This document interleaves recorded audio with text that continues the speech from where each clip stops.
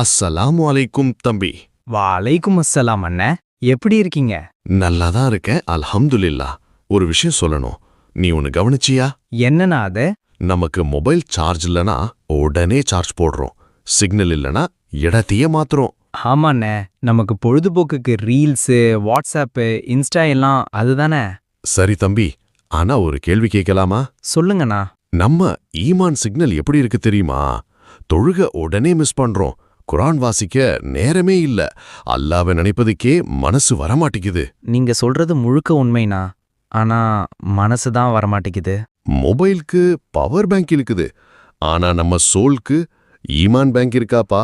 மறுமையில எந்த டிவைஸையும் இருக்காது, நீ செய்த நல்ல அமல்கள் தான் உன்கிட்ட இருக்கும். கண்டிப்பாண்ணே, நீங்க பேசுறதே நிறைய யோசிக்க வைக்குது. TV, social media, mobile phone, இது எல்லாம் மனித படைப்புகள். அந்த படைப்புகளை விரும்புகிறார்கள், ஆனால் படைத்த இறைவனை மறந்து விடுகிறார்கள். எனக்கு ரொம்ப கவலையா இருக்கு. டிவி பார்க்க 2.5 மணி நேரம், கேம் விளையாட 30 நிமிஷம், வேலை பார்க்க 12 மணி நேரம். ஆனா இதுக்கெல்லாம் உதவி செய்ய இந்த உடலை கொடுத்த அல்லாவுக்கு 5 நிமிஷம் தொழுகைக்கு போக கூட மனசு வரமாட்டேங்குது. அது ஏன்?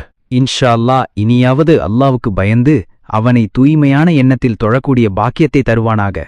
இன்னும் உலகத்தில் இருக்கும் தீய பொருள்களை விட்டும் தீய செயல்களை விட்டும் பாதுகாப்பானாக. ஆமீன். ஆமீன்.